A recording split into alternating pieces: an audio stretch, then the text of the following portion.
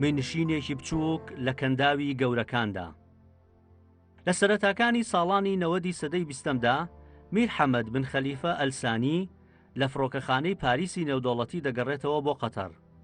لەو کاتەدا پۆلیسێک لێ دەپرسێت خەڵکی چ وڵاتێکی؟ ئەویش پێی دەڵێت قەتەر. پۆلیسەکەش دەڵێت قەتەر کوێیە؟ ئەماش دەبێتە گرەیەکی گەورە لە دڵی ئەم بیرە گەنجە و زۆر بێزار دەبێت. چۆن دەبێت خەڵکی ناوی وڵاتەکەی نەزانن؟ پاشتر کە دەسەڵات دەگرێتە دەست، هەموو هەوڵێکی خۆی دەدات تاوەکو ناوی مرنشینەکەی بە ناو جیهاندا بڵاو بێتەوە. تەنانەت بەلاشیەوە ئاساییە ئەگەر بە خراپیش بێت. گرنگ ئەوەیە خەڵکی بزانێت وڵاتێک هەیە ناوی قەتەرە. ئەم میرە گەنجە هەر لە پێناو ئەم حەزەیدا هەموو ڕێسا ناوخۆیی و نێودەوڵەتیەکان پێشێل دەکات. کودەتا بەسەر باوکیدا دەکات. پەلاماری دۆست و هاوپەیمانە کۆنەکانی وڵاتەکەی دەدات. هاوپەیمانی نوێ دروست دەکات. پەل بۆ هەموو کێشەکانی ناوچەکە و جیهان دەهاوێت و بە ملیارەها دۆلار دەبەخشێتە گروپە تیرۆریستەکانی ناوچەکە و جیهان. هەروەها بە ملیارەها دۆلاریش خەرج دەکات بە ناوی وەرشەوە، بەرتیلێکی زۆریش دەدات تاوەکو جامی جیهانی تۆپی پێ لە قەتەر ساز بکرێت.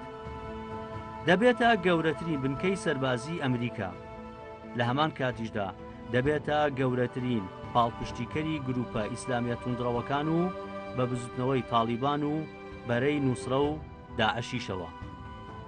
دژی زۆربەی وڵاتە عەرەبیەکان دەوەستێتەوە. هەموو ئەمانە هیچ گرنگ نین. گرنگ ئەوەیە ناوی قەتەر بێتە ناو ناوانەوە.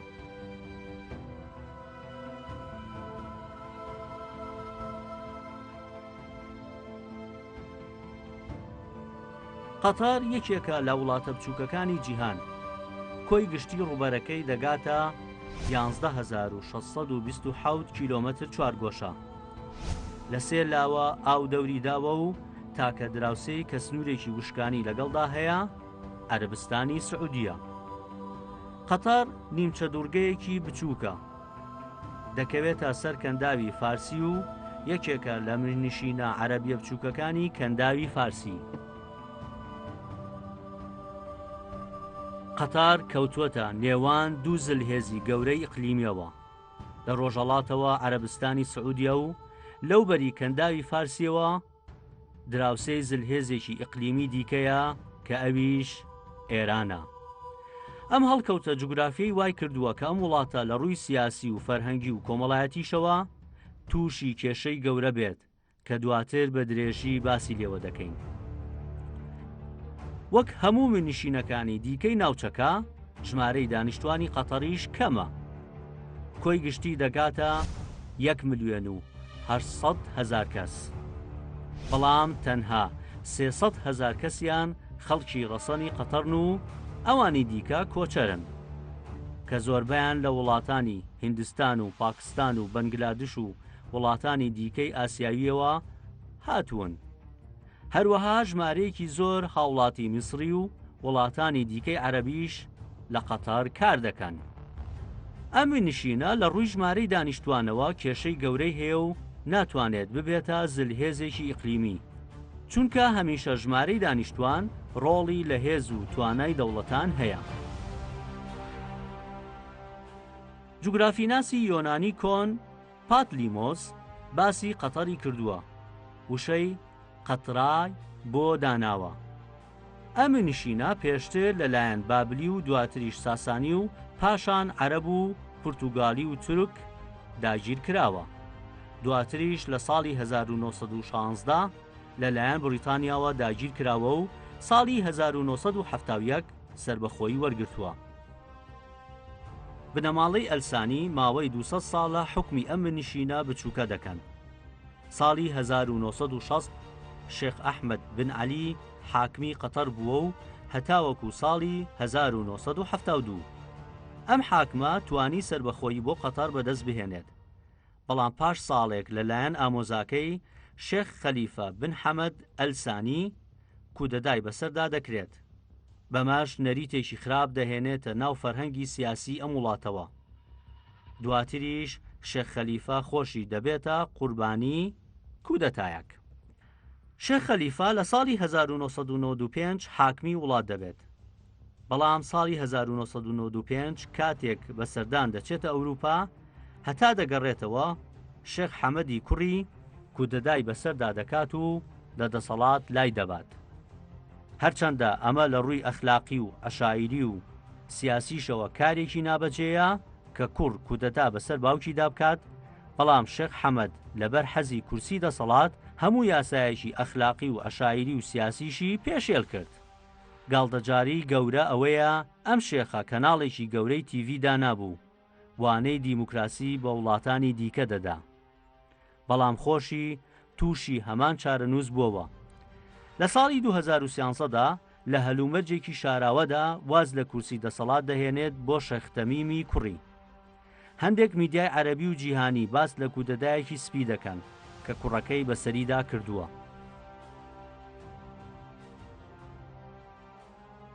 تەمیم لەلایەکەوە کە پشتیوانیەکی گەورەی حرەکاتی ئیسلامی سیاسی دەکات لە ناوچەکە، بە هەمان شێوە بە هەمان گوڕوتین پشتیوانیەکی گەورەی ئەمریکاشە لە ناوچەکە. گەورەترین یان با بڵێن گرنگترین بنکەی سەربازی ئەمریکا لە ناوچەکە، لە ناوچەی ڕۆژهەڵاتی ناوەڕاست و لە کەنداویش لە نێو قەتەردایە. ئەمە جیاوازی تەمیم دەرەخە.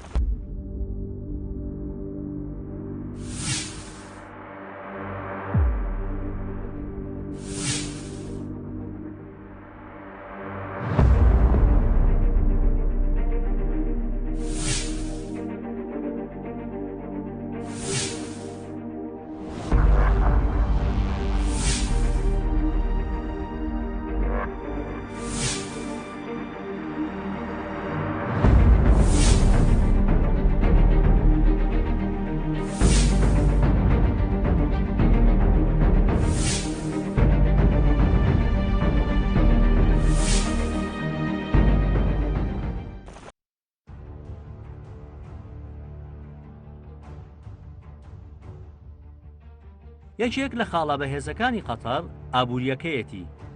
میننشینی قەتەر یەکێکە لە دەوڵەتە دۆڵەمەندەکانی جیهان، ئەوەش لەبەر ئەوەی داهاتێکی زۆر و ژمارەیەکی کەمی دانیشتوانی هەیە. کۆی گشتی بەرهەمی نیشتیمانی ساڵانە دەگاتە 166 ملیار دۆلار.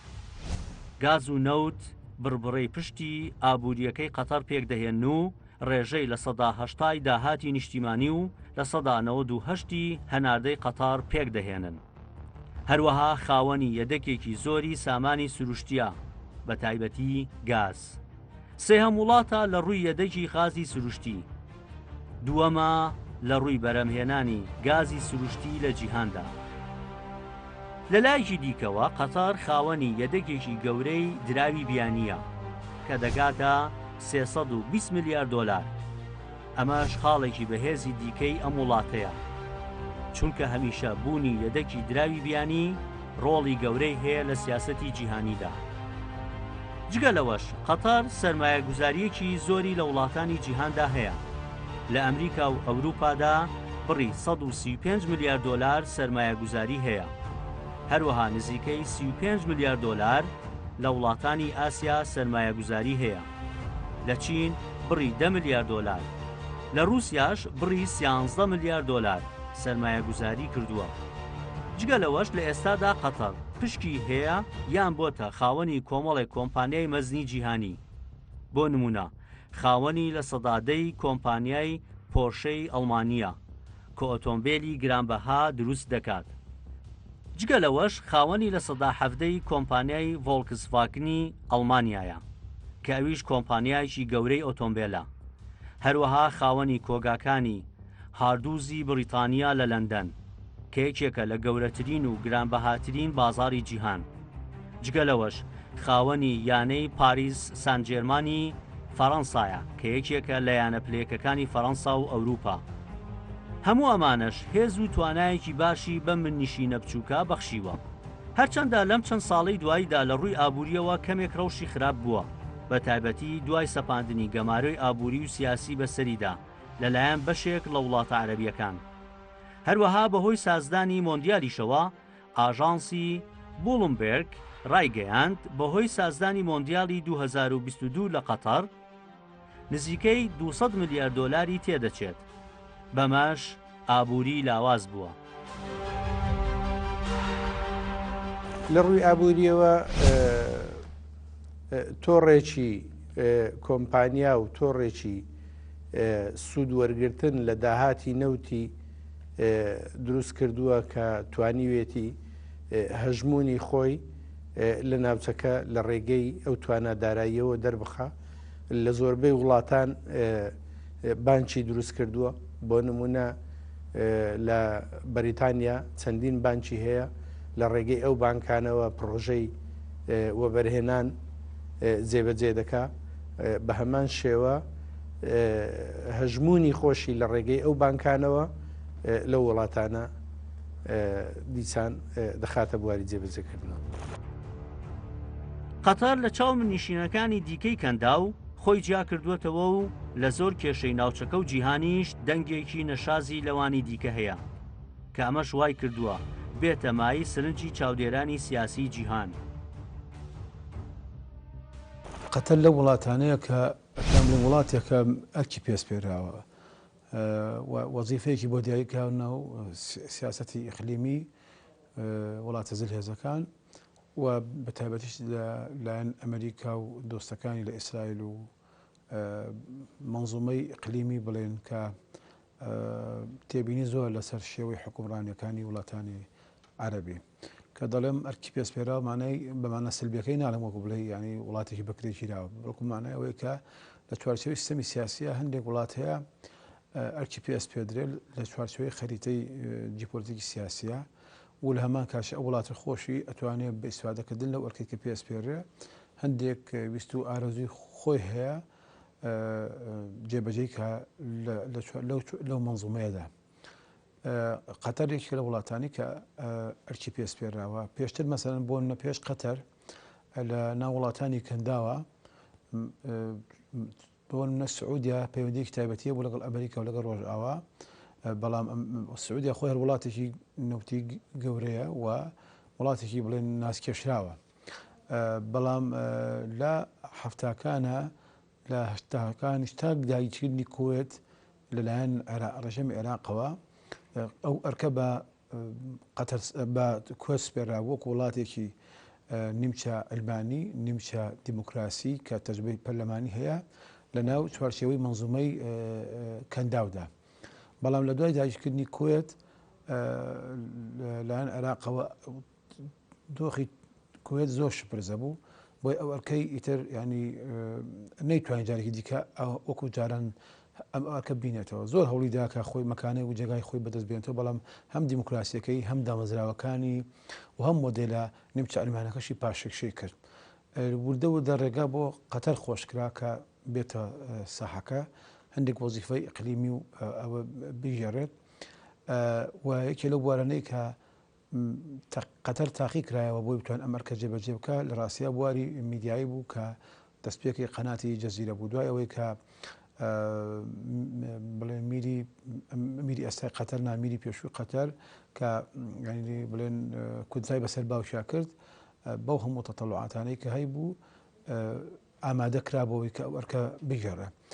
بۆچی لە میدیاوە دەستی پێکرد؟ لە ڕاستیە لەبەرەوەی قەتەر تەجربەیەکی میدیایی هەبوو کە بە خشکایی بڵێن لە پەنا سعودیا لە پەنا کوێتەوە لە پەنا وڵاتە گەورەکانی بواری ڕاگەاندنی عەرەبی وەکو مسر و لوبنان ئەو هەندێک تەجربەی کرد لە بواری ڕاگەاندنی لە بواری میدیایی وەرزشیدا گۆڤاری تایبەتی هەبوو. هەندێک ئەو تەجربە تایبەتی قەتەر ینی ڕێگە خۆشکار بوو کە بتوانێت ئەو دەورە بژێڕێت لە دەستپێکی قەنات جەزیرەدا، بۆیە جەزیرە ئەو وەرگۆڕان گەورەی کرد کە هەموو لایەک هەستی پێ دەکەن.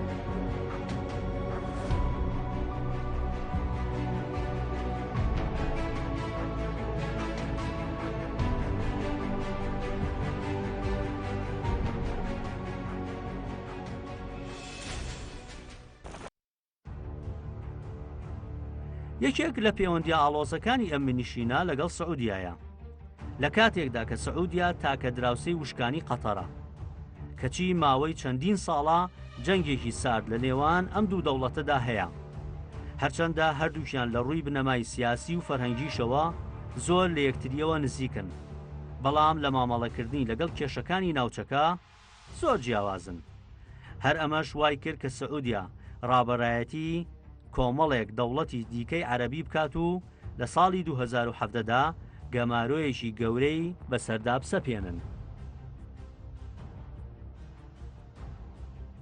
هۆکاری ئەو ئاڵۆزە هەندێکی علاقی بە قەتەر و سعودی هەردووجیان وڵاتی ئەوەن وڵاتی کە لە ڕووی کەلتوریەوە باوەڕیان بە ڕێبازی وهابیەت هەیە بۆیە وەک بەشێک لە زدی نەوعی واتە بەرامبەرێکی جۆری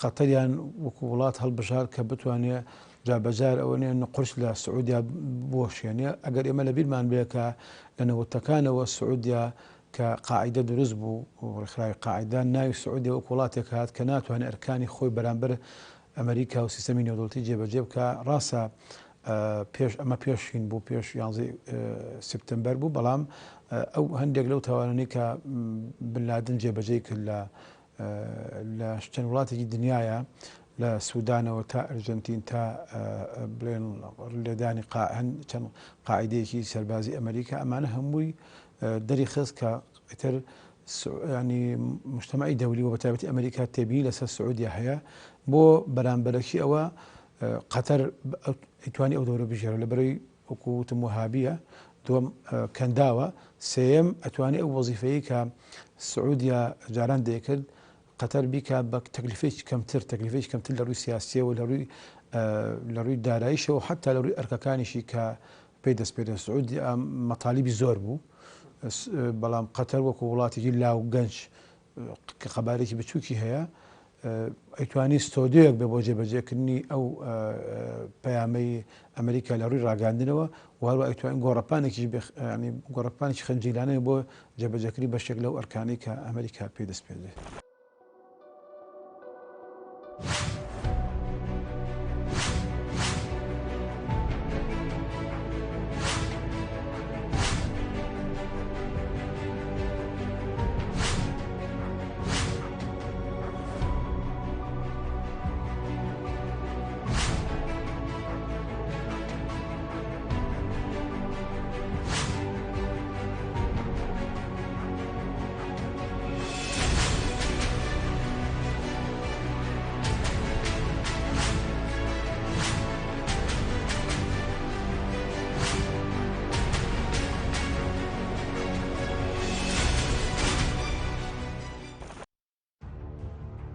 لە کاتێکدا زۆربەی دەوڵەتانی کەندا و کێشیان لەگەڵ ئێران هەیە بەڵام قەتەر پەیوەندیەکی زۆر باشی لەگەڵیدا هەیە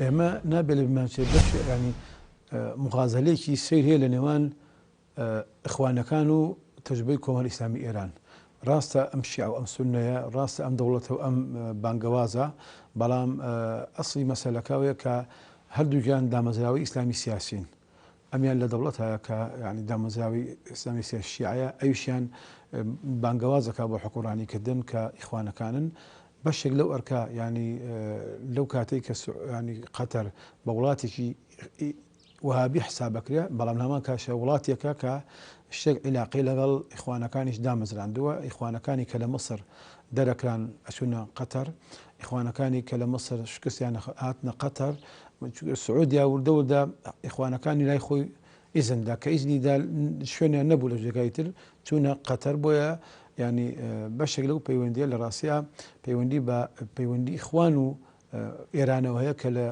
سەرخاکی قەتەر بەرجەستە دەبێ ینی پەیوەندەکە زۆر لەو ئاڵۆسترە حتا تەسەورەکەم لە قەبارەی قەتەریش گەورەترە هەندێک جار لە دەستشی دەرەچێ بەشێک لەو گەمارویە کە ئێستا قەتەر تووشی هاتووە ئەگەڕێتەوە بۆ ئەوەی کە لەواچێت لە هەندێک جمگەی سیاسیە قەتەر سەرچیش چوو بێ وای کردوێت کە وڵاتانی خەلیج بە تایبەتی و لەم خۆناغی کە بڵێن باری عەرەبی ڕیزبەندی تازی دروست کردووە پەیوەندەکان لەگەڵ قەتەر بگاتە ئاسیوی کە گەمارۆخەنە سەری.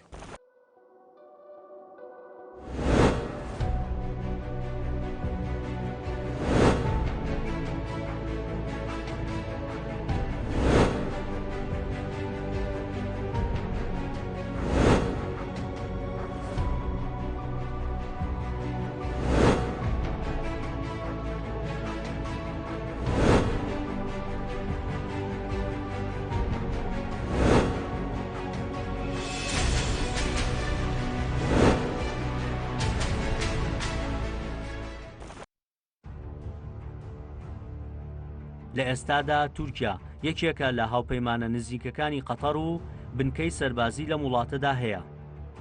هەروەها لە زۆربەی کێشەکانی ناوچەکەش لە یەک بەرەدان. تەنانەت بەشێکی زۆری جەنگەکانی تورکیا لە دژی گەلی کورد چ لە ئەفرین و گرێسپی بە پشگیری دارایی قەتەر ئەنجام درراوە.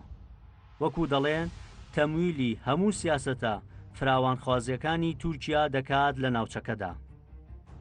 ئەماش بۆ تەمایی پرسیار لای زۆربەی چاودێرانی سیاسی و لە هۆکاری ئەم پەیوەندی و هارمۆنیە بەهێزە دەکۆڵنەوە.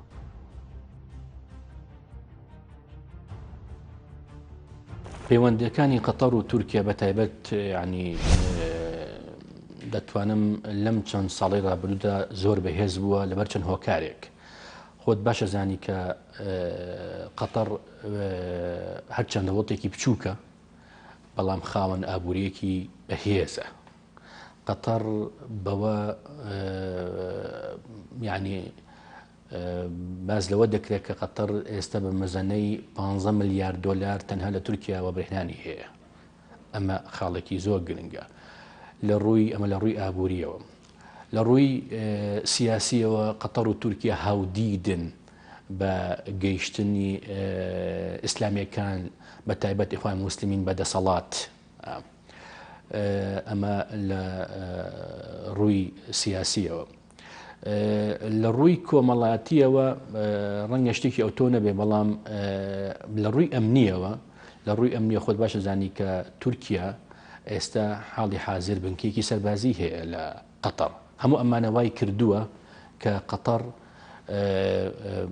کە پەیوەندەکانی قەتەر لەگەڵ تورکیا لەو پەڕی باشییا بێت و یاخود لەو پەڕی تونند و تۆڵییا بێت. لە ڕاستیدا ڕەنگە ئەوە ڕاستێت بێ بڵێن کە تورکیا قەتەر بۆ بەرژەوەندی خۆی بەکاردێنێت بۆ لەبەرەوەی کە قەتەر خاوەن ئابوورێکی بەهێزە. لە یەک شتیشە لەم ماوەی دوایی ئەگە تێبینی و کردبێ قەتەر حتا پشتیوانی بڵێن حملە عسکەریەکەی تورکیای کرد بۆ سەر باکووری کوردستان. بەو بۆچوونەی کە قەتەر پشتیوانی تورکیا کات لە زیندووکردنەوەی عوسمانگەرایی لە ناوچەکەدا. من پێم وایە ئەو دائیمەن ینی لەگەڵ تورکیا هاوڕان بۆ زیندووکردنەوەی عوسمانگەرایی لە ناوچەکەدا و کردنەوەی بنکەی سەربازی ئەمنی خود عسکەری لە ناو قەتەر وێت قەتەر وا دەری بخات کە بە وڵاتانی عەرەبی طبعاً کە بوونی هەیە لە ناوچەکەدا و خاوەن سیاسەتی خۆیەتی لە ناوچەکەدا. قەتەر بە پێچەوانەی مێنشینەکانی دیکەی کەنداو لە ساڵانی پێش بەهاری عەرەبی پەیوەندیەکی زۆر بەهێزی لەگەڵ ڕژێمی ئەسەد هەبوو. تەنانەت لە زۆر کێشەشدا هاوپەیمان بوون و دژی وڵاتانی میسر و سعودیە و ئیمارات بوون.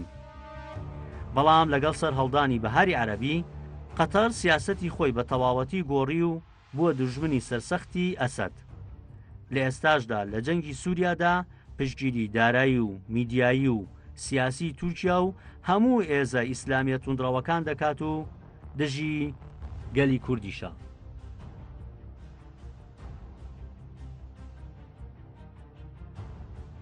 لە ڕاستیدا ڕۆڵی قەتەر لە خراپبوونی دۆخی سووریا و وێرانبوونی دۆخی سووریا لا هیچ کە شاراوە نییە. بۆ پێی کە قەتەر هەر لە سەرەتایی دروستبوونی یاخود سەر هەڵدانی ئەوەی نامرا بەهارەکان شۆڕشی بەهاری عەرەبی پشتیوانی گروپە ئیسلامەکانی کردووە. لەو ڕۆژەوە بەتایبەت لە ناو سووریا بەتایبەتی و تەواوی لە ناوچەکەدا لە مەغریبەوە تا دەگاتە کەنداو.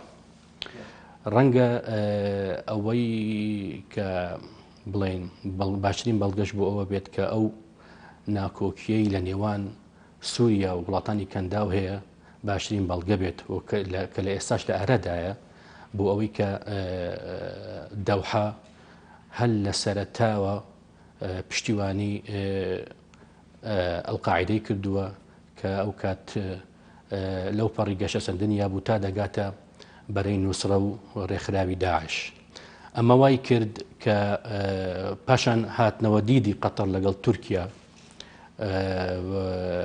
سەبارەت بە سەرخستنی گروپە ئیسلامیەکان بۆ دەسەڵات بە تایبەت ئیخوان موسلیمین بە گەیشتن بە دەسەڵات.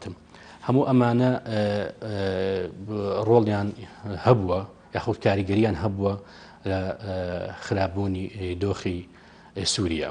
من پێم وایە بەش بە حاڵی خۆم بەرژەوەندی ئەو بوو پرۆژەی هەنادەرکردنی نەوتی هەبوو لە ڕێگەی سووریا بۆ بازاری ئۆروپا کە ئەو کات ڕژەمی بەسەر ئەسەد مانع بوو لە سەردەمی خۆیدا کە ئەوە لێوە هەناردە بکرێت، چونکە مۆسکۆ بە تایبەت رووسیا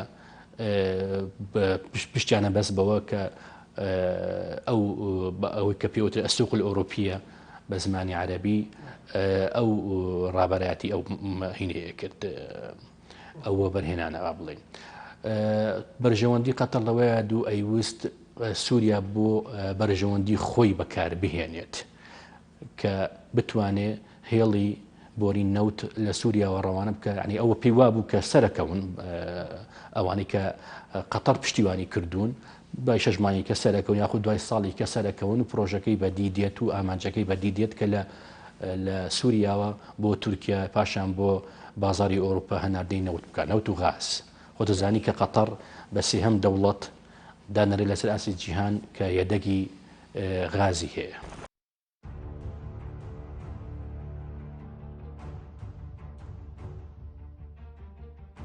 هەمیشە میسر ڕۆڵی گەورەی لە سیاسەتی عەرەبیدا هەبووە.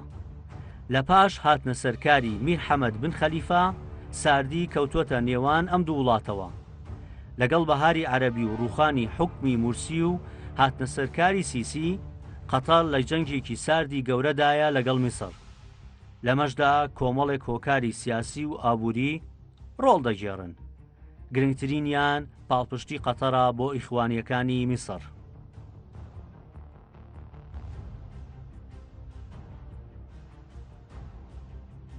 لە وڵاتی میسر ئیخوان موسلیمین حیزبێکی ئیزازە پێدراوی ئاشکرا نەبوو لە سەردەمی موبارەکیشدا، بەڵام هەڵسوڕانیان هەبوو، بەشداریان لە هەڵبژاردنەکانیش دەکرد لە ڕێگەی کەسانی سربەخۆ بە ناوی کەسانی سربەخۆوە. قەتەر هەمیشە پەیوەندیەکی پتەوی لەگەڵ ئیخوان موسلیمین لە مسر هەبووە. یەکێک لەو کەسانەی کە بە باوکی ڕۆحی ئیخوان موسلیمین لە سەردەمی نوێدا دەندرێ یوسف قەرەزاویە.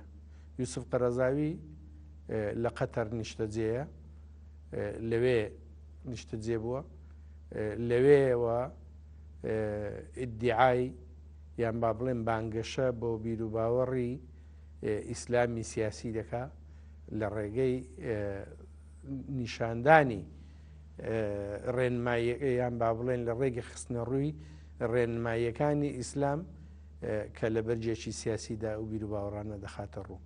ئەمانە بۆتە هۆی ئەوەی کە قەتەر لەرگەڵ ئەم وڵاتانەدا بە تایبەت بۆ نمونە لەگەڵ میسر لە سەردەمی مبارەکەوە هەتا ئێستا کە پەیوەندیەکانی ڕوو لە خراپی بێ.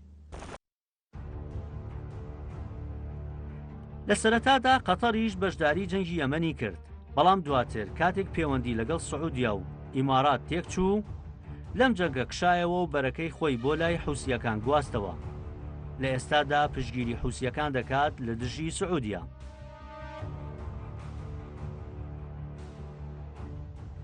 سەرەتا هەستێک ئەیویست کە کێشەکەی یەمەن بە بڵێن بە جۆرێکی ئاشتەوەیانە چارەسەر بکات، بەڵام بۆی نەکرا. پاشان پشگیری هەندێ لایەن و گروپی ئیسلامی کرد لە یەمەن، بەڵام ئەوەی کە من خودی خۆم پێم وایە کە ڕۆڵی قەتەر لە یەمەن کەمێک سنووردار بوو بۆ پێوەی کە سعودیە لە ناو کێشەکەدا بوو یاخود لە ناو هاو کێشەکەدا بوو لە قەتەر لە یەمەنە بوو بورن.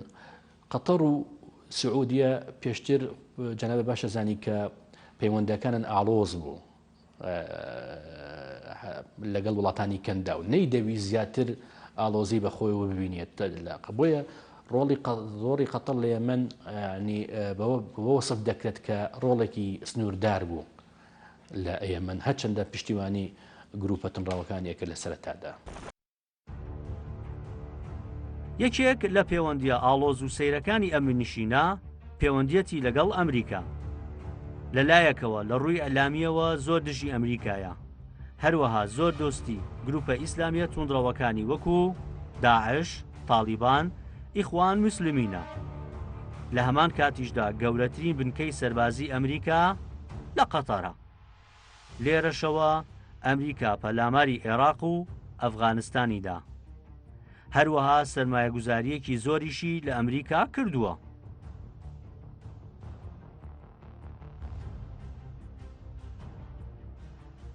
قەتەرێکێک بووە لەوانەیە لە سەرتاوە پشتیوانی دارایی و لۆجیستی بۆ حرەکەی بۆ بزوتنەوەی تالیبان دابین دەکرد. ئەگەر تێبینی لە دوانەکانی دۆناڵد ترامپ کەی سەرۆکی ئەمریکا باسی لەوە کرد کە ئەگەر تالیبان پابند بن بەو ڕێکەوتن نامەی کە لەنێواندا ڕوویدا ئەمان ناگەڕێنەوە، بەڵام ئەگەر پابند نەمن ئەمان دەگەڕێنەوە بوونیان دەبێت. ئەمە هێمایەک بوو ئەوانی کە نەک بۆ خودی بزوتنەوەی تالیبان تەنها بۆ ئەوانی کە پشتیوانیشیانەکەن کە دەبێت ئەم ڕێکەوتن نامەیە وەکو خۆی جێبەجێ بکرێت و وەکو خۆی با بڵێن ڕنگ باتەوە لە ناوچەکەدا. قەتەر بەرامبەر ئیسرائیل و فلەستینیەکانیش سیاسەتی دووفاقی پێڕەو دەکات. لە کاتێکدا گەورەترین دۆستی بزوتنەوەی حەماسە کە توندڕەوترین حیزبی فلەستینیە، کەچی لە هەمان کاتیشدا پەیوەندێکی بەهێزیشی لەگەڵ ئیسرائیلدا هەیە.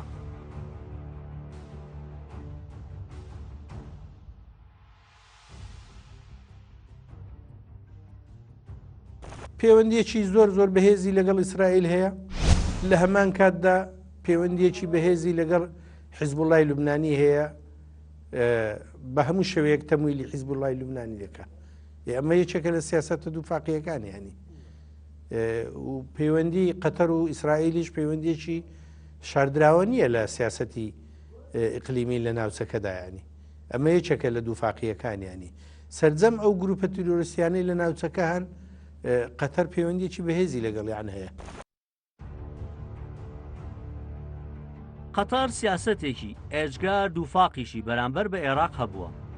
ئەمریکا لە ساڵی 2003 لە قەتەرەوە پەلاماری عێراقیدا و داگیری کرد، کەچی کەناڵی جەزیرە بۆ مۆڵگەیەکی باش بۆ هەموو جیهادی و ئیسلامیە توندڕەوەکانی عێراق و لە ژێرەوە هاوکاری مادی و میدیایی دەکردن. لە کاتی داعشیشدا بە هەمان شێوە بوو. ئەگەرچی لە ئێستادا پەیوەندیەکان ئاسایی بووەتەوە، بەڵام زۆر باشیش نییە. قەتەر لە چوارچەوەی مەنزومەی کەنداوە دەرنەچووە لە پەیوەندیەکانی لەگەڵ عێراقا ئێستا ینی بە تایبەتی ئێستاکە جاران قەتەر بەشێک بوو لە معادلەی پەیوەندی خراپی عێراق لەگەڵ عالەمی عەرەبی، بەڵام لە ڕێی قەناتی جەزیرەشەوە هەوڵەدراکە وەزیفەی لە هەندێک وەزیفا و بە قەتەر سپێرا بوو بەرامبەر ینی پشتیوانیکردن لە ڕژێمی عێراق. ئەو وەزیفەیە نەما دوای کەوتنی عێراق. پێم وانێ قەتەر لە دەرەوەی مەنزومەی عێراقی مەنزومەی خەلیجی بێت لە پەیوەندیەکانی لەگەڵ عێراقا، بەڵام لەبەر ئەوەی ئێران بەشێکە لە مەنزومەی پەیوەندیەکانی ئێران و قەتەر، بۆیە ینی شتێک نزیکایەتی لەگەڵ عێراقەیە سەبارەت بۆی کە عێراقی ئێستا دۆستی ئێرانە. زۆرێک لە چاودێرانی سیاسی پێیان وایە قەتەر نەک دۆستی کورد نییە، بگرە زۆر جاریش سەنگەری دوژمنانەی بەرامبەر کورد هەڵبژاردووە. قەتەر لە سووریادا هاوکاری دارایی و میدیایی و سیاسی تورکیا و گروپە ئیسلامیە توندڕەوەکانی هاوپەیمانی دەکات کە دژی کوردن، بە هەموو شێوەیەکیش دژی خەباتی ڕەوای گەلی کووردە لە تورکیا. هەروەها لە عێراقیشدا هەمیشە دۆستی حکومەتی بەغدا بووە و دژی سربەخۆی گەلی کورد بووە. هەروەها لە ئێرانیش زۆر دۆستی ڕژێمی کۆماری ئیسلامی ئێرانە.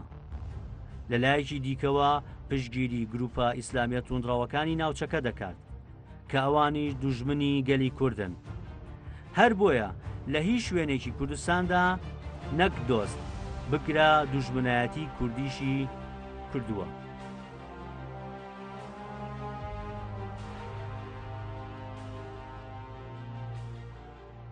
لە ڕاستیە سەبارەت بە کورد پەیوەندەکانی قەتەر لەگەڵ کورد لە 3-4 جمگەوە خراپە. بەشێکی پەیوەندی ئاسایی هەیە لەگەڵ کووردا وەکو حکومەتی ڕسمی وەکو کوردی ڕسمی با بڵێن کە حکومەتی یاریمی کوردستانە، بەڵام بەشێکی لە ڕاستیە پەیوەندی بە بەشەکانی تری کوردستانەوە هەیە، پەیوەندی بە تایبەتی بە باکووری کوردستان و ڕۆژئاوای کوردستانەوە کە ئەو پەیوەندی باشیە بێ لەگەڵ تورکیا بێگومان ینی خۆشی بەو تەجربە سیاسیانی کورد نایە کە لە باکوور و لە ڕۆژئاوا دەیکا، چونکە بە سەرقافڵەی بەرەنگایی لەگەڵ داعش و لەگەڵ قاعیدا لە ڕۆژئاوا کورد دەیکا، لەبەرەوە ینی ئەوەش شتێکە ینی سەنگەربەندی نێوان قەتەر و کورد لەو مەلەفەدا دوو سەنگەربەندی جیاوازن.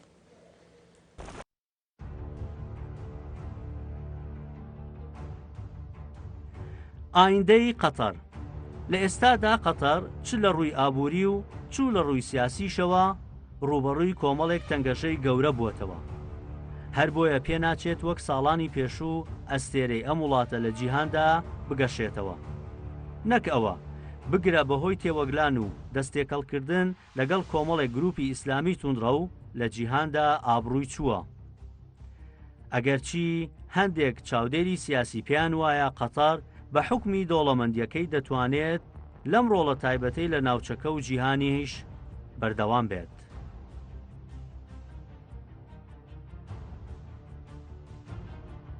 تا ئەو کێشانە لەو ناوچەیە هەبن وەک دەڵێن تەمیم و قەتەر ئەتوانن لە ئاوی لێڵدا مەلە بکەن، بە تایبەت تەمیم پشت ئەستورە بە توانایەکی دارایی زۆر گەورە، توانایەکی ئیعلامی ئەویش بە هەمان شێوە گەورە، زائیدەن کە پەیوەندیەکی زۆر پتە و زۆر باشی لەگەڵ ڕێکخراوەکانی ئیسلامی سیاسی بە تایبەت ئیخوان هەیە لە ناوچەکە. هەموو ئەوانە پێمان دەڵێ تا ساڵانێکی تریش قەتەر لەو یاریە فرەجەمسەریە بەردەوامە بێ. من پێم وایە هەر بەعام نەکرد قەتەر بەکو ینی مۆدێلی وڵاتانی کەنداوی خەلیج کە نمونە بوون بۆ ئیستیقلالی سیاسی، نمونە بوون بۆ پاراستنی ڕێژەمە سیاسی جیاوازەکان لە بەردەم پرسیاری زۆر گەورەدایە، چونکە ئەو نمونەیە ئەگەر بڵێن دیموکراسی نییە، ئەگەر بڵێن دەوڵەتداریە ینی ئەوش دەوڵەتەکان لەوێ کۆن و ڕەسەن نین وەکو بۆن لە مەسر یان تورکیا یان حتا سووریا بۆنە یان عێراق مەسەرەن. و ئەگەر بڵێن ئەم مۆدێلی بڵێن پەیوەندی باشە لەگەڵ غەربە، تەنیا قەتەر نییە پەیوەندی باشی لەگەڵ غەربی، وڵاتانی دیکەش هەروە هەیەنا. و من پێم وایە مەنزومەی دوای هەندێک هەلومەرج هاتە پێشەوە کە ینی سعودیا غەڵەت لەسەر غەڵەتەکە، من پێم وایە ئەمە تەنیا لەسەر سعودیا حسێب نییە ئەم غەڵەتانە، باکو لەسەر کۆی مەنزومەی خەلیجی حسابە کە لە هەر بڵێن وەرگۆرانێک لە ناوچەکە ڕوودا نەک قەتەر بەڵکو وڵاتانی خەلیج ئەکەونە ڕەشەبایەکەوە کە کەس نازانێت ئایندەکان پێش بێت. ئایندەی قەتەر جەنابە باشە زانی کە قەتەر هەر چەندە لە ڕووی جوگرافیەوە وڵاتێکی بچووکە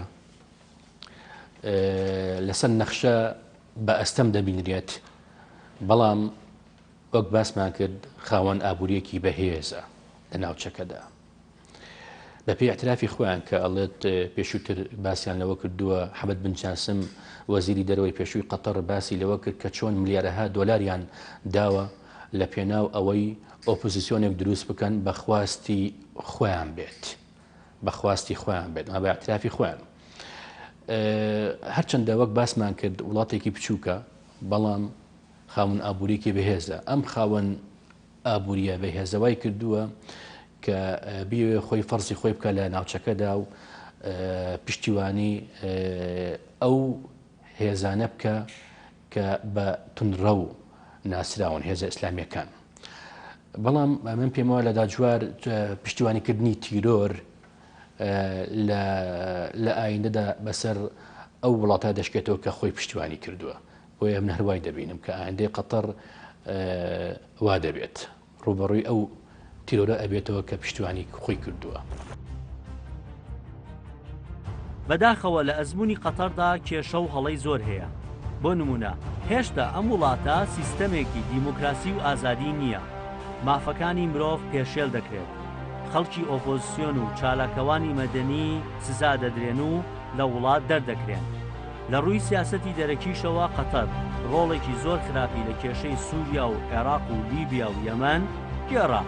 هەروەها پشتگیری گروپە ئیسلامیە توندڕەوەکان دەکات کە دوژمنی هەموو سیستەمێکی مرۆڤدۆست و دیموکراسی و لیبراڵن. هەر بۆیە نەیتوانی ئەزمونێکی باش پێشکەشی ناوچەکە و جیهان بکات.